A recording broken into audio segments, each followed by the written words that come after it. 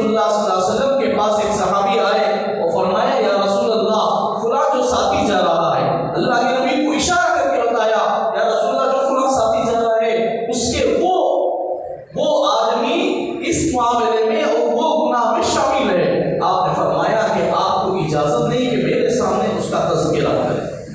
اس کی غلطیوں کا، اس کے گناہوں کا، اس کی کمی پیشی کا تذکرہ کرے۔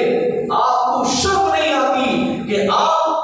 کے سامنے آپ کے ساتھ وہ کھاتا ہے پیتا ہے اور آپ کے احسان کے ساتھ جڑا ہوا رہتا ہے، آپ کے خوشی اور غم کے ساتھ جڑا ہوا رہتا ہے، اگر آپ ان کو کمی پیشی بتا رہے ہو؟ رسول اللہ صلی اللہ علیہ وسلم نے فرمایا آپ کے لیے بہتر ہوتا کہ آپ ان کی خوبیاں بیان کرتے اور میں ان کے لیے ہدایت کی دعا کرتا اور وہ ان کے گناہوں سے نجات پا کر صحیح اور صحیح راستہ اختیار کر کے تمہارے ساتھ مل جاتے۔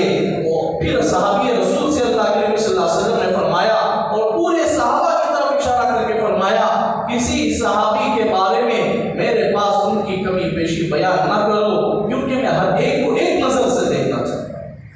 ہر ایک کو ایک نظر سے دیکھنا چاہتا ہوں، ہر ایک کو محبت کی نگاہ سے دیکھنا چاہتا ہوں، اس لیے کوئی میرے پاس آ کر کسی کی کمی پیشی بیان نہ کرے۔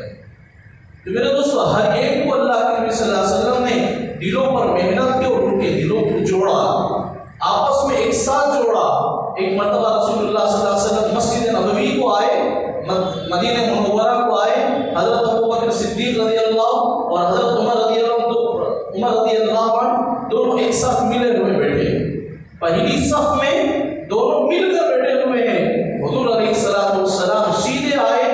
دونوں کے درمیان اپنے دونوں گڑیے کو لائے اور درمیان میں جگہ بنا کر بیٹھ گئے اور رسول اللہ صلی اللہ علیہ وسلم دونوں صحابہ کو دونوں ہاتھوں سے یوں پکڑا اور اللہ سے دعا کی یا اللہ میں ان دونوں سے اس طریقے سے رہتا ہوں کل قیامت میں بھی ان دونوں کو ایسے ہی حشر میں اٹھائے۔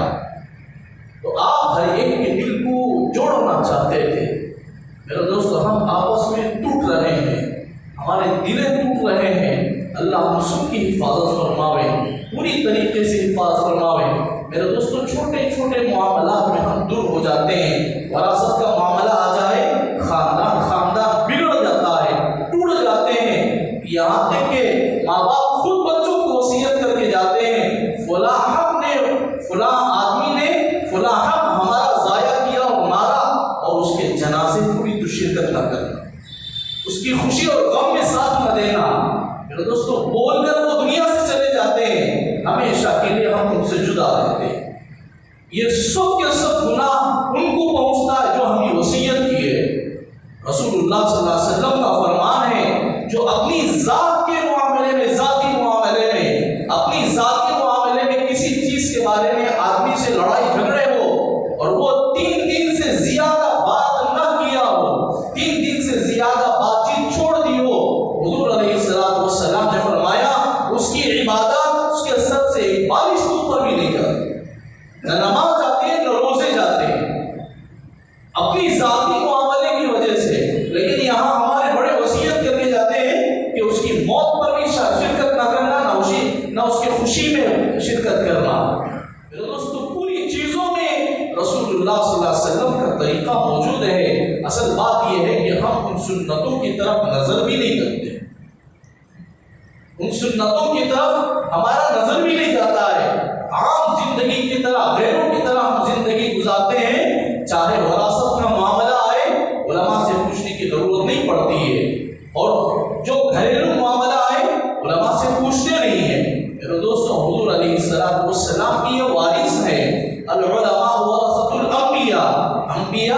انبیاء کے وارث ہیں علماء، ان کا علم ان تک پہنچ گیا ہے۔ میرے دوستو صحیح زندگی پہنچانے کے لیے، صحیح زندگی سمجھنے کے لیے، صحیح زندگی ہمارے اندر لانے کے لیے ہمیں ضروری ہے کہ رسول اللہ صلی اللہ علیہ وسلم کے طریقے پر چلیں۔